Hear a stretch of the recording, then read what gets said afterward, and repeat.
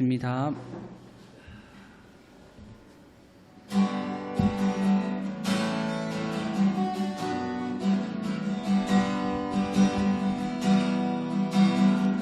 나 무엇과도 주님을 바꾸지 않으리.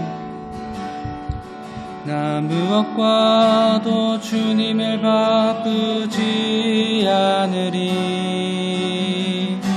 다른 어떤 은혜 구하지 않으리. 오직 주님만이 내 삶의 도움이시니 주의 얼굴 보기 원합니다. 주님 사랑해요.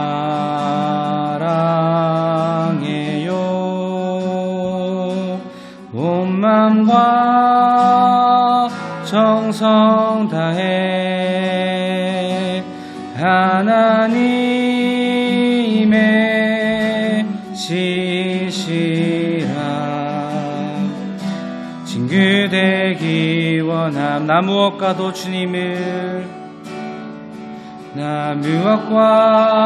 주님을 바꾸지 않으리. 다른 어떤 은혜 구하지 않으리. 오직 주님만이 내 삶의 도움이시니 주의 얼굴 보기 원합니다. 주님 사랑해요.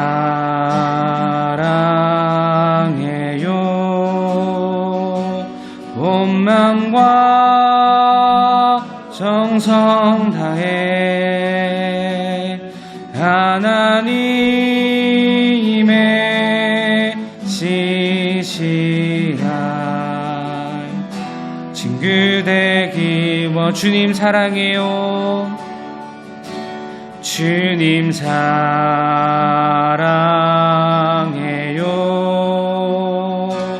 온 마음과 정성 다해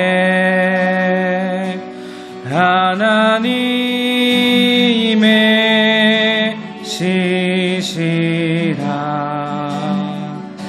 친구 돼. 한 번 더 고백합니다. 주님 사랑해요. 주님 사랑해요.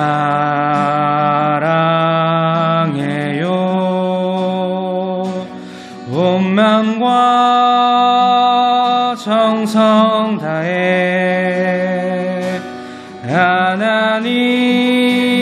하나님의 지시라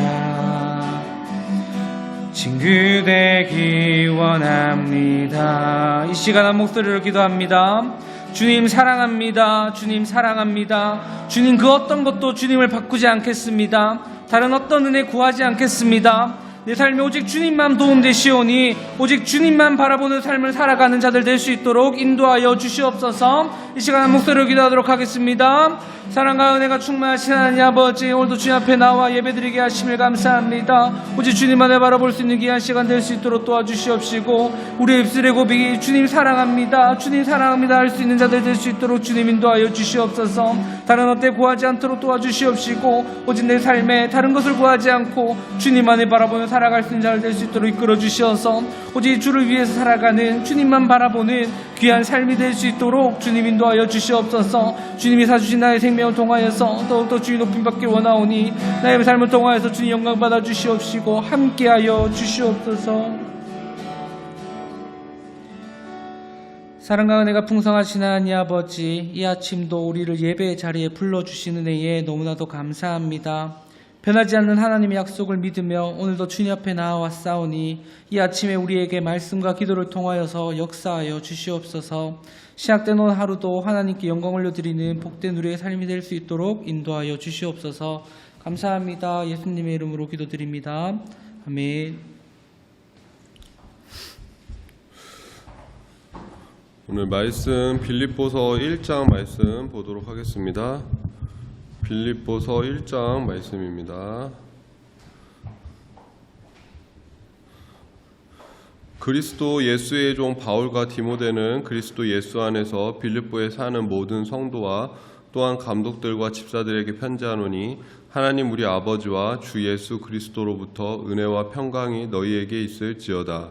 내가 너희를 생각할 때마다 나의 하나님께 감사하며 간구할 때마다 너희 무리를 위하여 기쁨으로 항상 간구함은 너희가 첫날부터 이제까지 복음을 위한 일에 참여하고 있기 때문이라. 너희 안에서 착한 일을 시작하신 이가 그리스도 예수의 날까지 이루실 줄을 우리는 확신하노라. 내가 너희 무리를 위하여 이와 같이 생각하는 것이 마땅하니 이는 너희가 내 마음에 있음이며 나의 매임과 복음을 변명함과 확정함에 너희가 다 나와 함께 은혜에 참여한 자가 됨이라. 내가 예수 그리스도의 심장으로 너희 무리를 얼마나 사모하는지 하나님이 내 증인이시니라. 내가 기도하노라. 너희 사랑을 지식과 모든 총명으로 점점 더 풍성하게 하사 너희로 지극히 선한 것을 분별하며 또 진실하여 허물 없이 그리스도의 날까지 이르고 예수 그리스도로 말미암아 의의 열매가 가득하여 하나님의 영광과 찬송이 되기를 원하노라. 형제들아, 내가 당한 일이 도리어 복음 전파의 진전이 된 줄을 너희가 알기를 원하노라. 이러므로 나의 매임이 그리스도 안에서 모든 시대 안과 그 밖의 모든 사람에게 나타났으니 형제 중 다수가 나의 매임으로 말미암아 주 안에서 신뢰함으로 겁없이 하나님의 말씀을 더욱 담대히 전하게 되었느니라. 어떤 이들은 투교와 분쟁으로 어떤 이들은 착한 뜻으로 그리스도를 전파하나니 이들은 내가 복음을 변증하기 위하여 세우심을 받은 줄 알고 사랑으로 하나 그들은 나의 매임에 괴로움을 더하게 할 줄로 생각하여 순수하지 못하게 다툼으로 그리스도를 전파하느니라.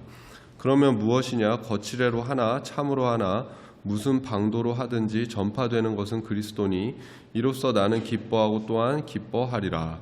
이것이 너희와 너희의 간구와 예수 그리스도의 성령의 도우심으로 나를 구원에 이르게 할 줄 아는 고로 나의 간절한 기대와 소망을 따라 아무 일에든지 부끄러워하지 아니하고 지금도 전과 같이 온전히 담대하여 살든지 죽든지 내 몸에서 그리스도가 존귀하게 되게 하려 하나니 이는 내게 사는 것이 그리스도니 죽는 것도 유익함이라. 그러나 만일 육신으로 사는 이것이 내 일의 열매일진데 무엇을 택해야 하는지 나는 알지 못하노라.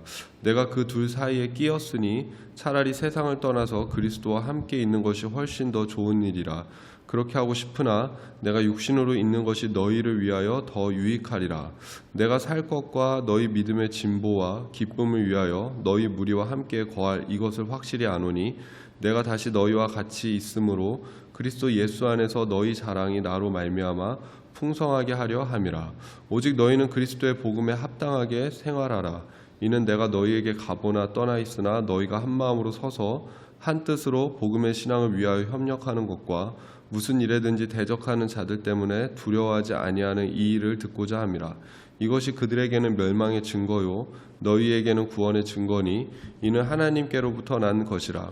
그리스도를 위하여 너희에게 은혜를 주신 것은 다만 그를 믿을 뿐 아니라 또한 그를 위하여 고난도 받게 하려 하심이라. 너희에게도 그와 같은 싸움이 있으니 너희가 내 안에서 본 바요 이제도 내 안에서 듣는 바니라. 아멘. 오늘 여성교회는 에베소서 6장으로 알고 있습니다. 그 6장에 대한 묵상은 제가 새벽에 올려놨고 빌립보서 말씀을 같이 보도록 하겠습니다. 이 빌립보서는 옥중서신, 에베소서처럼 옥중서신으로 분류가 되고 있습니다. 한 62년에서 63년경에 바울이 로마에서 가택 연금돼 있던 상황에서 빌립보 성도들에게 보낸 편지입니다.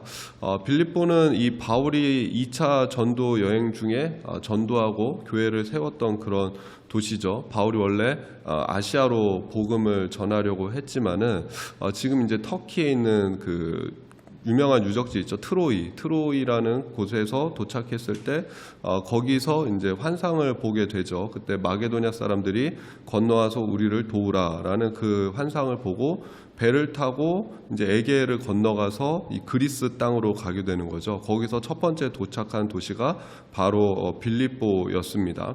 거기서 이제 자색 옷감 장사 루디아를 만나서 복음을 전하고 또 세례를 주는 걸 볼 수 있고 귀신 들린 여종을 고쳐 주었다가 그 여종의 주인한테 고발을 당해서 감옥에 갇히게 되죠. 그래서 감옥에 갇혔을 때 이 바울과 실라가 막 찬송을 하지 않습니까? 그러니까 감옥문이 열리고 사람들을 메고 있던 것이 다 벗어지는 그런 기적을 경험하게 되고, 그때 이제 사도행전 16장 보면은 유명한 말씀이 있죠. 그 간수에게 바울이 뭐라 그랬죠? 주 예수를 믿으라, 그리하면 너와 내 집이 구원을 받을 것이다 라는 그 말씀이 이제 하면서 이제 이 빌립보의 교회가 세워지는 것을 볼 수가 있습니다.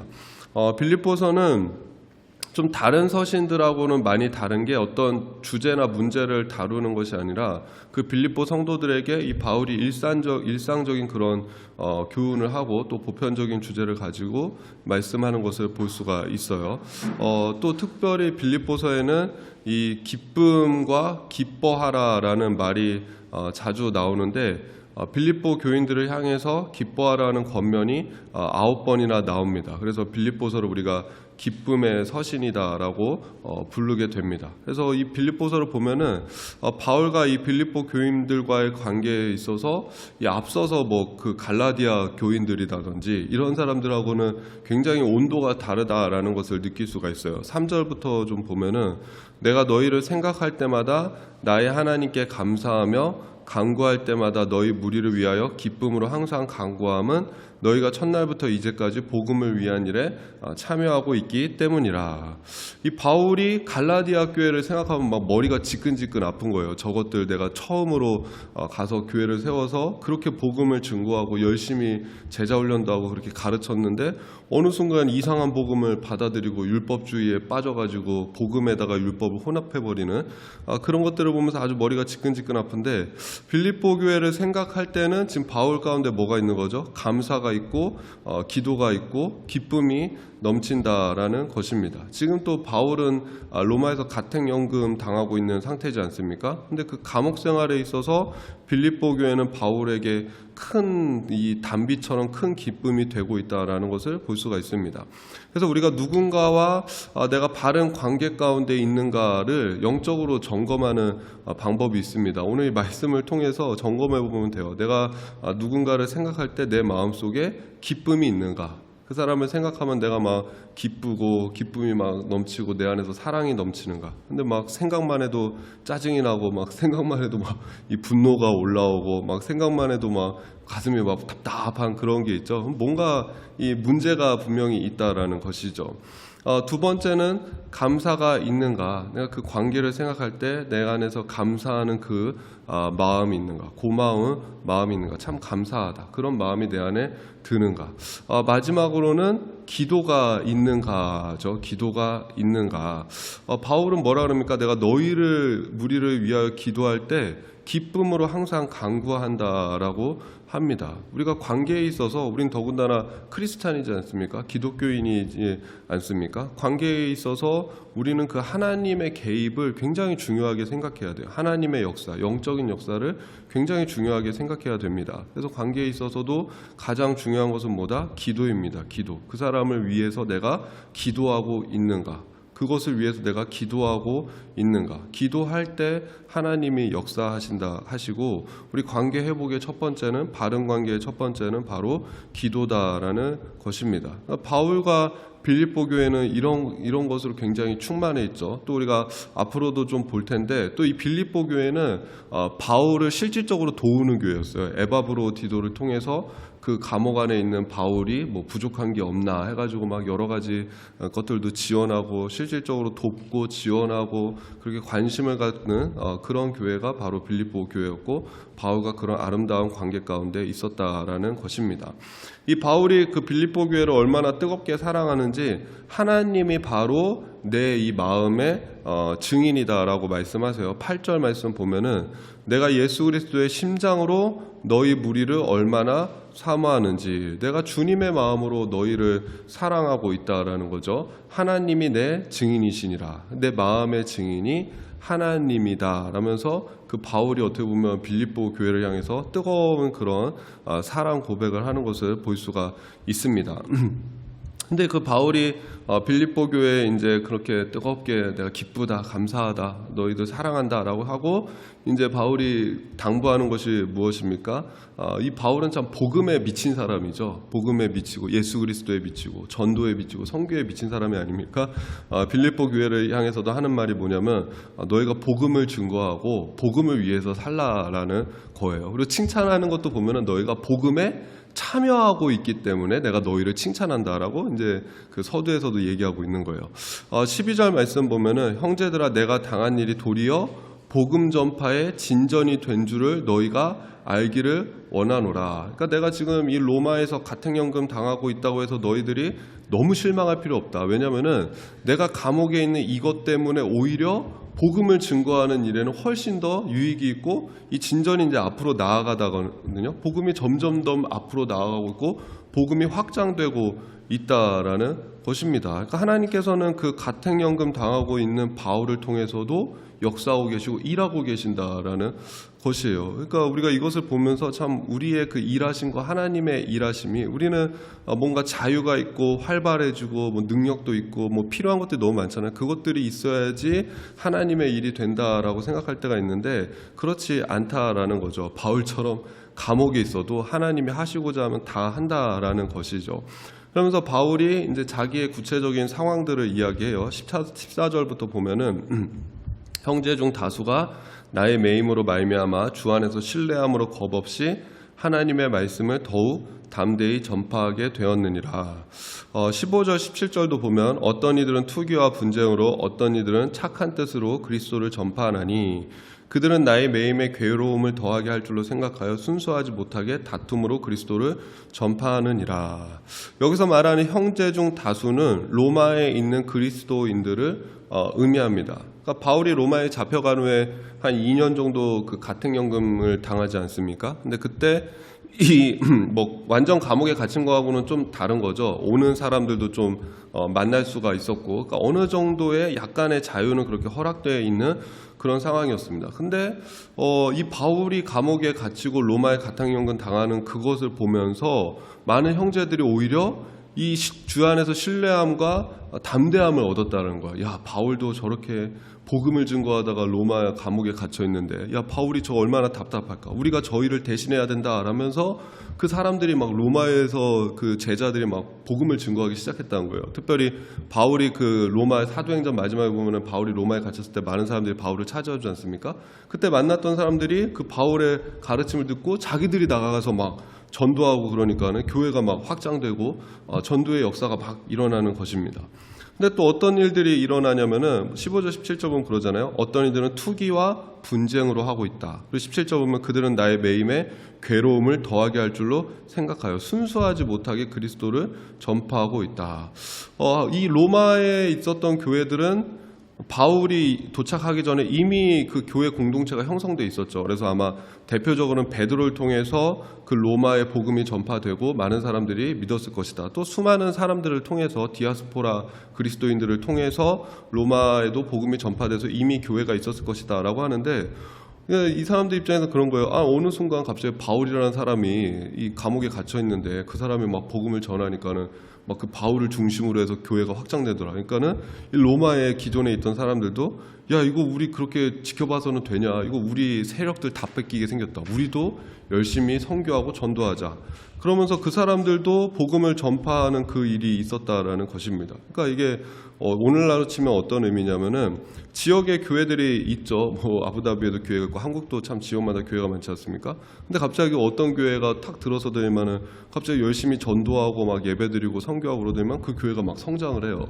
그러니까 다른 교회가 그것을 보면서 야, 이러다 우리 교인 다 뺏기게 있다 하면서 자기들도 막 열심히 막 선교하고 전도하고 하면서 결국은 이 두 교회가 모두 다 성장했다라는 것입니다. 그러니까 살짝 그런 느낌이에요. 근데 거기에 대한 바울의 결론이 뭐냐면은 18절 보면은 그러면 무엇이냐? 거칠애로 하나 참으로 하나 무슨 방도로 하든지 전파되는 것은 그리스도니 이로써 나는 기뻐하고 또한 기뻐하리라.